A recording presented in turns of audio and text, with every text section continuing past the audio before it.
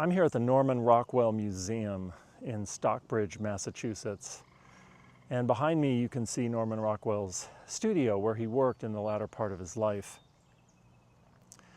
And in this video I want to share some thoughts that occurred to me while I was taking in the collection and what the marvelous work of Norman Rockwell made me think about. So Norman Rockwell was an illustrator, of course, but to call him an illustrator is not really accurate. It would be more apt to compare him, in my mind, to some of the grandmasters from the Northern European tradition, painters like Frans Hal or Jan Steen or people like that, in terms of the sophistication of his compositions and the technical virtuosity that he displayed, but also he's similar to them in his use of humor, right? The complicated humor in his paintings.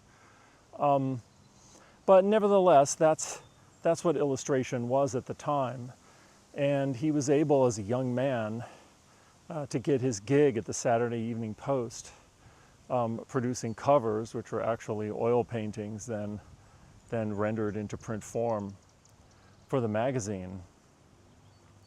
And of course, this immediately leads to the reflection that the illustrator is a profession that's not going to exist in the near future. We have outsourced all of that to AI. And I know, making the jump from Norman Rockwell's incredible paintings to the elimination of illustration by AI, it skips the whole period where illustration became a bit more rudimentary and all. But nevertheless, we face an incredible moment here where AI is going to take over.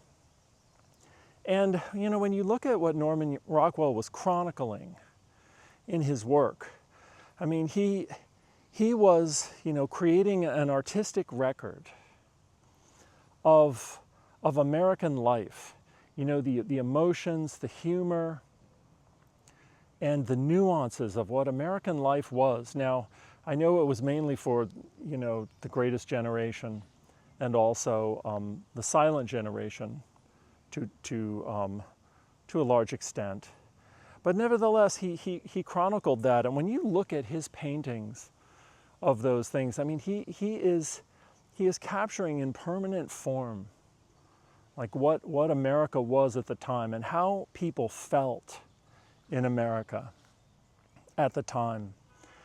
And with AI taking over, we're not going to have that. AI isn't going to chronicle anything, right? AI is not going to understand anything human. We are just, I guess, kind of happy in a way that we're going to turn this over to the machines and they're just going to produce a bunch of ugly slop that nobody wants to look at.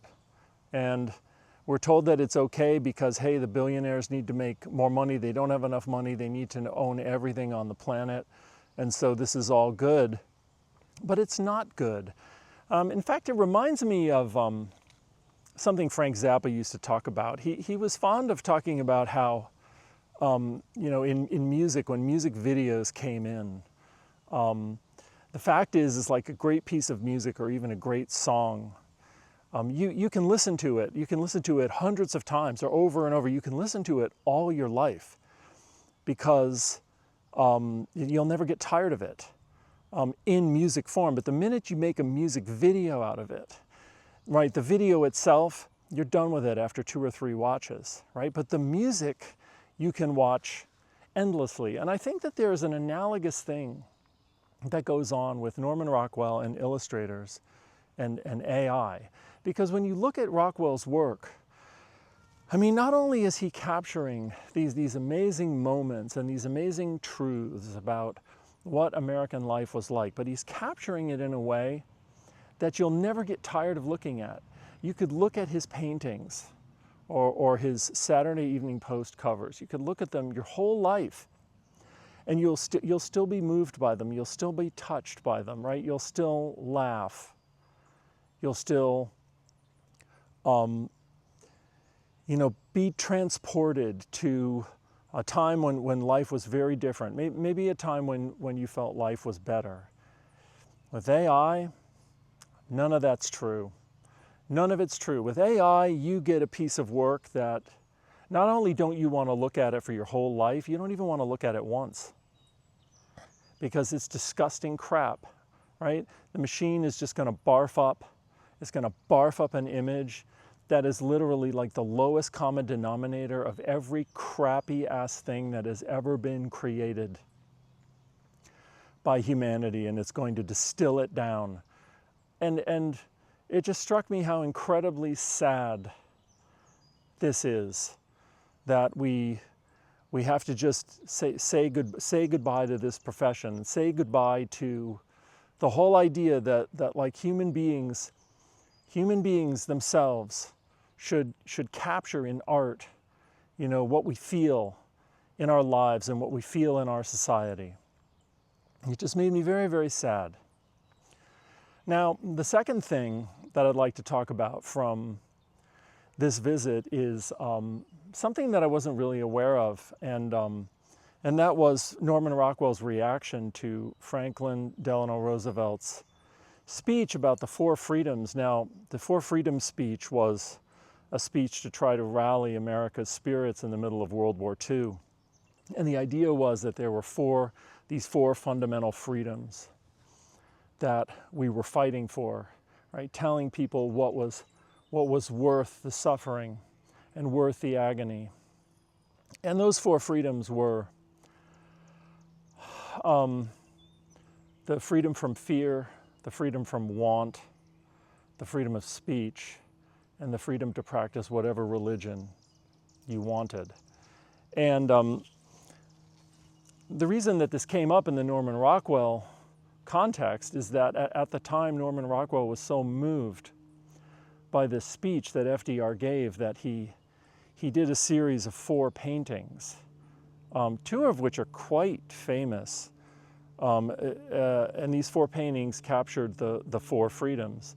The 2 really famous ones are the family with the turkey at Thanksgiving, and the one where the dude is standing up to speak his mind in the town the town meeting.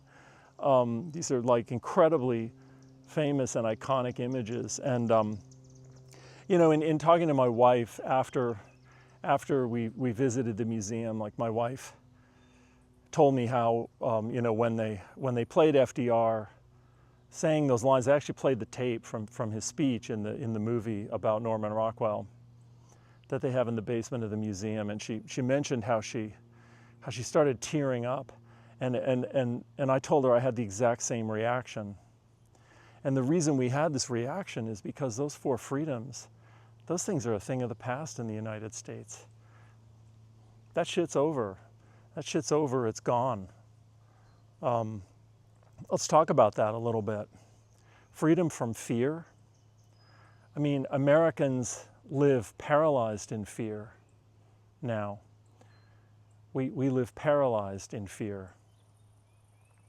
And what's worse than that is that the ruling class and the politicians that they own, they all want us afraid. They want us to be paralyzed by fear, right? That's why we're the only civilized country that doesn't give our people health care. So we can all just be terrified of getting sick and the health care coverage not covering it. You lose your home, you lose all your savings, you're bankrupt, you're destroyed. That's why there's no labor laws in the United States, and companies are free to just fire you for any reason whatsoever. And and in the context of AI, right, we have to be terrified that nobody's going to stop AI replacing all the jobs. And I want to point out that that's different than AI actually replacing the jobs. Whether AI is capable of replacing the jobs or not is completely irrelevant. The jobs are going away, right? And they're not coming back. In the United States, there is only going to be jobs for plumbers, carpenters, electricians, ditch diggers, that's it. I mean, the profession of a thought worker is going to go away, and nobody's going to stop this, right? We just have to live in abject fear. Oh my God, we're going to be destroyed. What are we going to do? I mean, it's unbelievable. So freedom from fear, are you kidding me? Fear is the law of the land in the United States, and it's so sad. It's so depressing. Okay, the second freedom from want. I mean, America is a pretty terrifying place on that score also, isn't it, right?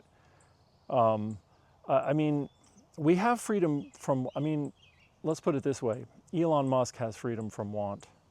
Sam Altman has freedom from want, right? If you're a fucking charlatan and a huckster who has been able to exploit the military-industrial complex and government largesse to make billions, you have freedom from want. But any normal person in America, they don't have freedom from want. Right now, people in America are trying to decide, well, do I want to pay my rent or do I want to buy groceries?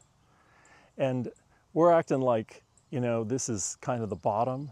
We're nowhere near the bottom in this country, right? So people are paralyzed by want. They're also paralyzed by want in the sense that, you know, people want the best for their children. They want a future for their children.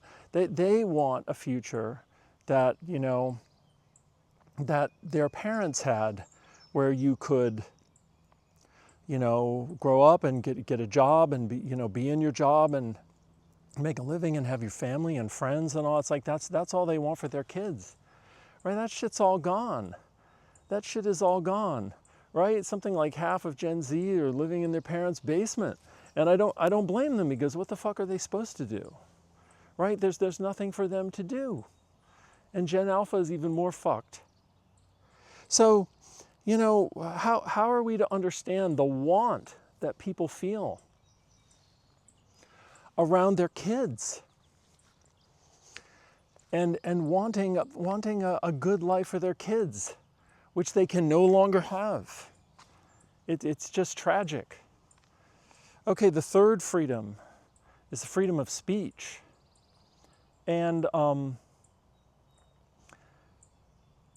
we are pretty close to not having freedom of speech in the United States. I mean, for many aspects of society, you don't have freedom of speech anymore. And you know, this is actually very sad, because it was something that made the United States really unique. Like the kind of freedom of speech that we had, and to a certain extent we still do have it, but it's very reduced. But that kind of freedom of speech is a freedom that, for example, does not really exist in Europe. But we're very quickly going over to the European approach to this, and we shouldn't be. We shouldn't be going over to it, because the freedom of speech is really fundamental. And honestly, I would say that the kind of the last vestige of the freedom of speech is basically people have the freedom of speech to basically demonize people of color and liberals, the liberal class. Those people have, they can be the targets of any free speech. But outside of that, you are pretty much curtailed, and we're going in a really bad direction. And the final freedom is the freedom of religion, to worship whatever religion you want. And what can I say about? I'm not really going to say too much about this. I think it's pretty obvious that is just ridiculous in our country right now. Now, one of the stories from the Norman Rockwell Museum is how he finally left the Saturday Evening Post, where he did all of his, really famous artwork. And the story was that he had produced a painting called The Golden Rule, I think was the name of it. And it was a painting that, from today's perspective would seem like a kind of multicultural thing. Right? It was a painting where he was showing America as a melting pot of all different kinds of people coming together. And the Saturday Evening Post was pretty racist.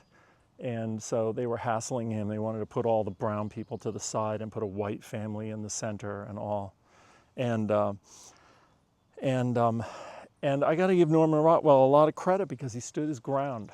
He stood his ground and he was like, no, I'm an artist. This is my composition. I'm saying something about the United States. I'm kind of putting words in his mouth there. That's my interpretation of what his position was.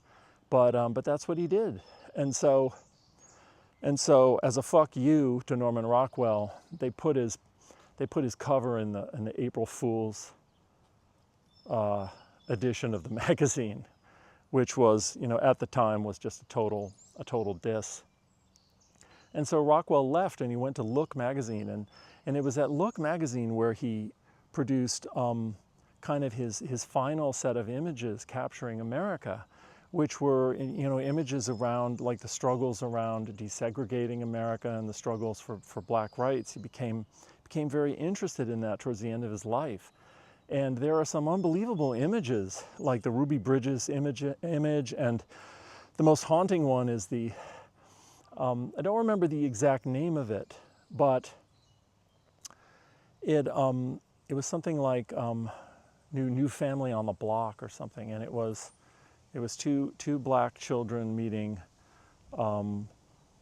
three white children, like in front of a moving van that's unloading, and it's like an incredible image. And when you look at that image and all that says about like the struggles in the United States to like overcome its past and to overcome mistakes from the past and to chart a way forward where people don't even really know how to chart that way forward, but you just have to move forward anyway. I mean, this is a beautiful example of like a work of art, an illustration, if you will, that captures like in permanent form that incredibly complex and sad and beautiful idea, New Family on the Block. It kind of brings us back to AI, right? Because once we outsource all of our art, and when I say art, I know people will still make art, right? You'll still be able to be an illustrator, right? If you're a trust fund bobo, right? You'll be able to just sit and draw or something. And but like in terms of art and illustration, as a part of everyday American life, as a profession, as a part of things that people are looking at on a daily basis, like stuff like that. It's like AI is never going to capture anything like what Rockwell captured in those images. And in those images, actually, he was, now that I think about it, he was actually capturing part of Boomer America, at the time, right? Because those were the images, right? AI isn't going to capture that. AI doesn't care about humanity. AI doesn't care what's going on in our society. AI doesn't understand anything. AI is a ridiculous algorithm that just mashes all the mediocre shit that people have done and puts out the dreckiest, shittiest, worst smelling crap that you could possibly imagine, right? And we're told, oh, you better get on board with this. Well, I mean, maybe I'll leave you with this thought. I mean, why the fuck should we get on board with it? And yeah, I know it's not entirely clear how to not get on board with it. But I'm telling you, we better figure out how to not get on board with it. Because if you think about AI and art and you compare it to what Norman Rockwell was doing, and what his body of work kind of meant for humanity and will always mean for humanity. Compare it to the utter worthlessness and disgusting nature of what is coming out of AI. It will be very, very obvious that this is a harbinger of a future that none of us want. Okay, and if we don't think about it now, we're going to realize that we don't want this future when it's too late, and we're going to be stuck in it. So anyway, I hope you enjoyed these thoughts and this reflection on Norman Rockwell, and we'll be seeing you. Thanks for watching.